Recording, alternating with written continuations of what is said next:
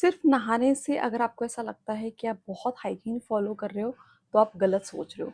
बहुत सारी चीज़ें ऐसी होती है जो हमें फॉलो करनी चाहिए बट हम नहीं करते क्योंकि उसके ऊपर हमें नॉलेज नहीं होता। तो आज के इस वीडियो में मैं आपके साथ शेयर करने वाली हूँ 10 हाइजीन टिप्स जो हर एक लड़की ने फॉलो करने ही चाहिए। सारे के सारे पॉइंट्स बहुत ज़्यादा इंपॉर्टेंट है तो बिल्कुल भी एक भी पॉइंट स्किप मत करना। बट हाँ, वीडियो के लास्ट में जो मैंने 3 टिप्स बताए वो तो इतने ज़रूरी है कि हर लड़की को ये पता होनी चाहिए। तो वीडियो को एंड तक जरूर देखना। आज ज्यादा टाइम वेस्ट नहीं करेंगे, let's get straight into the video. Tip number 1, नए कपड़ों को हमेशा धो के ही पहनने चाहिए। अब अगर तुम ये फॉलो करते हो तो बहुत अच्छी बात है, बट मेरे साथ ये होता था कि जब भी मैं नए कपड़े लेकर आ जाती थी मैं बहुत ज्यादा एक्साइटेड होती हूँ उसको पहनने के लिए और मैं पहन लेती थी ऐसे ही। बट फिर मुझे रियलाइज हुआ कि ये बहुत बड़ी गलती है जो हमें बिल्कुल भी नहीं करनी चाहिए। जब भी हम मॉल से, दुकान से या कहाँ से भी जब भी हम नए कपड़े लेकर आते हैं और इस कपड़ों के साथ साथ बहुत बार हम इनर्स भी लेकर आते हैं, तो वो जो कपड़े होते हैं ना, बहुत बार फैक्ट्री से डायरेक्ट आए हुए रहते हैं। उसके ऊपर बहुत ज़्यादा डाई या फिर केमिकल्स, ये सब चीज़ें होती है। मॉल में तो बहुत बार कपड़े जो है बहुत देर तक बाहर लटके हुए रहते हैं और वही सेम चीज़ हम उठा के लाते हैं और वही पहनते हैं बिना वॉश किए। तो आपके स्किन के ऊपर इरिटेशन हो सकती है, बहुत ज़्यादा खुजली आ सकती है। तो ये अगर आपको अवॉइड करना है तो जब भी नए ड्रेस लेकर आते हो, नए इनर वेयर्स कुछ भी लेकर आते हो, मेक श्योर करो कि उसको पहले वॉश करो एंड फिर ही उसको आपको यूज़ करना है। टिप नंबर 2, रेजर्स को कभी भी शेयर नहीं करना चाहिए। अगर आप रेजर शेयर करते हो तो आप बहुत ज़्यादा डिसीज एंड इन्फेक्शन शेयर कर रहे हो। हर एक का अपना सोलो अलग से रेजर होना चाहिए। अगर आपको हाइजीन मेंटेन करना है तो please do not share razor's.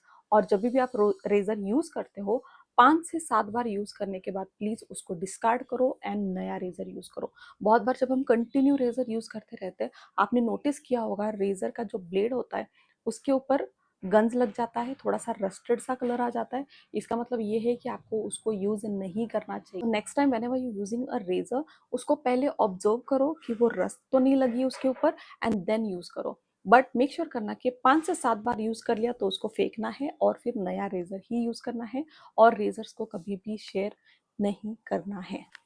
Tip number 3, white discharge को हमेशा ऑब्जर्व करना चाहिए। अब ये थोड़ा सा बात करने में डिफिकल्ट सा है topic, but let's talk about it. White discharge लड़कियों में बहुत ज़्यादा नॉर्मल है और ये हर एक को होता है।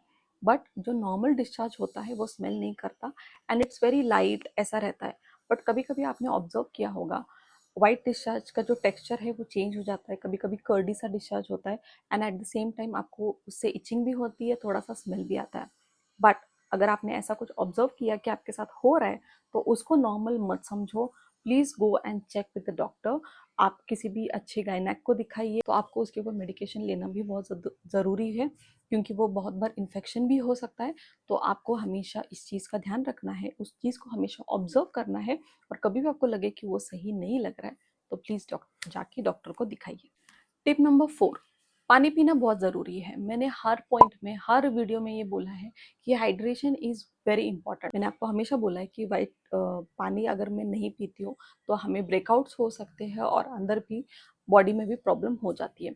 बट एक और चीज़ आपको बताती हूँ, अगर आपका पानी का इंटेक कम हो जाता है तो आपने ऑब्जर्व किया होगा कि आपकी यूरिन जो है वो बहुत ज़्यादा कॉन्सेंट्रेटेड हो जाती है, बहुत ज़्यादा येलो दिखती है एंड उसी के साथ साथ पानी का इंटेक कम हो गया तो नीचे से बहुत ज़्यादा स्मेल भी आ सकती है। तो वो सब चीज़ें अगर आपको अवॉइड करना है तो प्लीज़ मेक श्योर करो कि रोज़ 2.5 से 3 लीटर का पानी का इंटेक होना चाहिए। तो जब पानी का इंटेक सही हो जाएगा ना तो हर एक चीज़ सही चलेगी। ना तो फेस पे ब्रेकआउट होगा, हाइड्रेशन अच्छा मिलेगा एंड प्लस नीचे जो स्मेल आती है वो हाइड्रेशन की वजह से भी कम हो सकती है। तो पानी अगर कम पियोगे तो हर चीज़ में प्रॉब्लम होनी है। तो प्लीज़ इस चीज़ का ध्यान रखो कि पानी आपको अच्छे से रोज़ 2.5 से 3 लीटर पानी रोज़ ही पीना है। टिप नंबर 5, आपके फ़ोन को सैनिटाइज करना बहुत ज़्यादा ज़रूरी है। जब हम फ़ोन यूज़ करते हैं, हम फ़ोन ऐसे यूज़ करते हैं जिसकी वजह से फ़ोन की स्क्रीन के ऊपर आपका मेकअप, आया हुआ पसीना, बैक्टीरिया, ये सब चीज़ें उसके ऊपर होती है एंड वही सेम चीज़ हम रोज़ आपके फेस पे लगा रहे हो। समझो अगर आपके फेस पे ये सब चीज़ें हैं, ऑयल है, मेकअप है, बैक्टीरिया, ये सब चीज़ें हैं और आपने फेस वॉश किया है अच्छे से, आपका सब कुछ क्लीन है एंड आपको फ़ोन आता है and using the same phone and putting the phone on your cheeks, तो ये आपके फेस वॉश करने को कोई यूज़ नहीं है, क्योंकि वापस वो सेम चीज़ें आप आपके फेस पे लगा रहे हो, जिसकी वजह से आपको पिंपल्स, ब्रेकआउट्स, एक्ने ये सब चीज़ें हो सकती है। तो आपके फ़ोन को सैनिटाइज करना बहुत ज़रूरी है, और ये बहुत सिंपल एक्चुअली करने में बहुत ज़्यादा टाइम नहीं लगता। सिंपल सा एक कॉटन पैड ले लो, उसके ऊपर थोड़ा सा सैनिटाइजर डालो and just clean your screen and you are done. तो आपको फ़ोन की वजह से अगर पिंपल्स आ रहे हैं तो आपको पता भी नहीं चलेगा कि इसकी वजह से भी पिंपल आ सकते हैं, बट हाँ, आते ही हैं। तो आपके फ़ोन को सैनिटाइज करना बहुत ज़्यादा ज़रूरी है। रोज़ करो तो बहुत अच्छा, बट अगर करते ही नहीं हो कभी, तो प्लीज़ 2-3 दिन में एक बार, 2-3 दिन में एक बार फ़ोन को सैनिटाइज ज़रूर करो। टिप नंबर 6, मेकअप के टूल्स को, मेकअप ब्रशेस, मेकअप स्पॉन्जेस, इनको वॉश करना बहुत ज़रूरी है। देखो, मेकअप करना सबको पसंद है, मेकअप करने के बाद बहुत सुंदर दिखते हैं, सब कुछ बहुत अच्छा है, बट अगर आप मेकअप के ब्रशेस, स्पॉन्जेस या अगर साफ नहीं करते हो, तो सबसे ज़्यादा बैक्टीरिया आप आपके फेस पे लगा रहे हो। बहुत जन मुझे कंप्लेंट करते हैं कि प्रणति, मेकअप करने के बाद हमें पिंपल्स आ जाते हैं। उसका रीज़न, एक रीज़न ये भी हो सकता है कि आप आपके टूल्स को रेगुलरली क्लीन नहीं करते हो। देखो, जब भी हम मेकअप करते हैं, जैसे कि मैं, जब भी मुझे कंटेंट शूट करना रहता है आपके लिए, तब मैं मेकअप करती हूँ, बट मैं 2 से 3 दिन में या 4 दिन में मैक्स एक बार मेरे मेकअप ब्रशेस एंड स्पॉन्जेस को क्लीन करती हूँ। तो अगर आप अभी तक नहीं कर रहे हो तो प्लीज़ इस चीज़ को याद रखो कि जैसे हम खुद को क्लीन करते हैं, वैसे ही आपको मेकअप ब्रशेस को भी क्लीन करना बहुत ज़रूरी है। हफ्ते में एक बार भी करोगे तो भी चलेगा, बट प्लीज़ करो। अब मेकअप स्पॉन्ज को क्लीन करना बहुत ज़्यादा आसान है। कुछ नहीं करना है, आपको थोड़ा सा वार्म वाटर लेना है, थोड़ा सा नॉर्मल निवाला सा पानी लो, उसमें कोई भी बेबी शैम्पू कुछ भी डाल दो और फोम करो, और फिर उसके ऊपर उसमें ब्रशेस, स्पॉन्जेस सब कुछ डालो। 1 घंटा 2 घंटा रखो, ओवरनाइट रखना है तो वो भी रख सकते हो।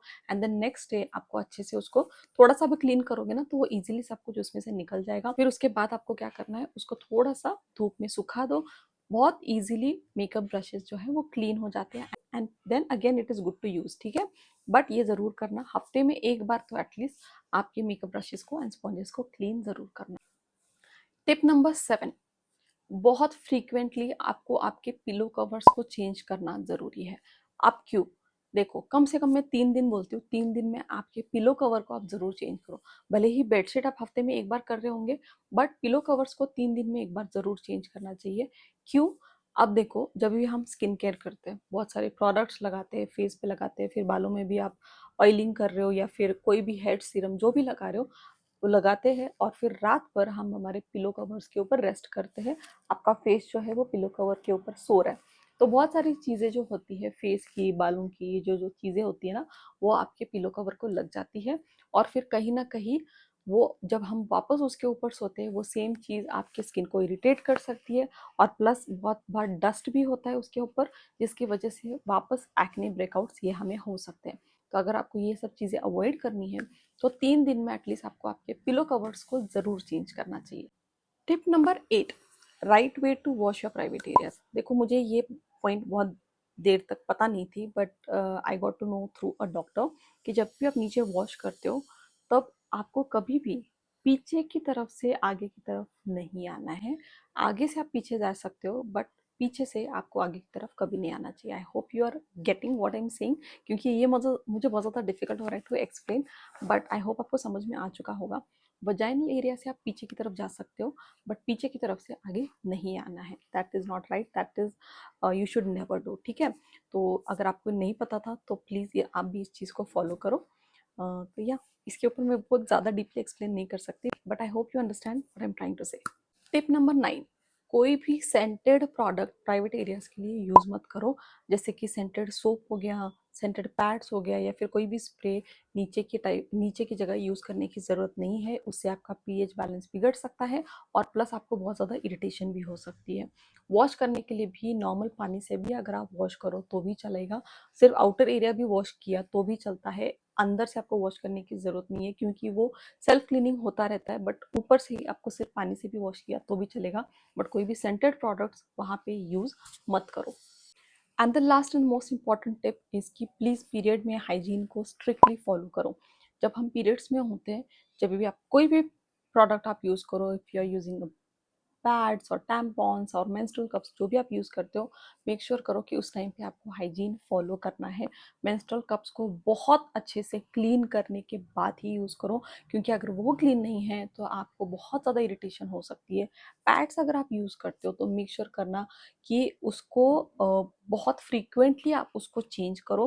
प्लीज़ डू नॉट वेट कि वो पूरा भर जाएगा उसके बाद में चेंज करूँगी, बट एटलीस्ट 2 से 3 घंटे में as per your flow make sure करो कि उसको चेंज करना है। लास्ट के डेज़ में हमें बहुत ज़्यादा फ्लो नहीं होता है, जब पीरियड्स खत्म होने आते हैं बहुत ज़्यादा फ्लो नहीं होता है, तो ये हम सोचते हैं कि भी इतना ज़्यादा फ्लो नहीं है तो why to change the pad, but ये बहुत ज़्यादा गलत है। फ्लो कम हो ज़्यादा हो जैसे भी हो, मेक श्योर करो कि आपको बहुत फ्रीक्वेंटली आपके पैड्स को भी चेंज करना ही है, एंड प्लस उसी के साथ साथ उस एरिया को भी हमेशा क्लीन रखो, ताकि आपको उसकी वजह से कोई इरिटेशन ना हो और कोई इन्फेक्शन भी ना हो। एंड दैट्स इट गर्ल्स, ये थे मेरे 10 पॉइंट्स, 10 हाइजीन टिप्स जो आपको फॉलो करने ही चाहिए। इसमें से कौन सा पॉइंट ऐसा है जो आपको पता नहीं था और ये वीडियो देखने के बाद पता चला, ये मुझे कमेंट सेक्शन में ज़रूर बताना, ताकि मुझे भी लगे कि हाँ मैंने बहुत अच्छी अच्छी चीज़ें बताई है। तो प्लीज़ मुझे कमेंट सेक्शन में ज़रूर बताना कि आपको कौन सा पॉइंट पता नहीं था। एंड हाँ, बहुत सारे ऐसे और भी टिप्स है जो हाइजीन टिप्स हर एक लड़की को फॉलो करनी चाहिए, बट एक वीडियो में सब कुछ इंक्लूड करना बहुत ज़्यादा डिफिकल्ट हो जाता है। बट अगर आपको ये वीडियो अच्छा लगा है तो मुझे प्लीज़ पार्ट 2 बोल के भी कमेंट करो, ताकि इसका पार्ट 2 भी मैं आपके लिए ज़रूर लेकर आऊँ। एंड या that's it for now, I hope you enjoyed watching this video. तो चलो जल्दी मिलते हैं अगली वीडियो में, तब तक के लिए bye bye, take care and I love you all.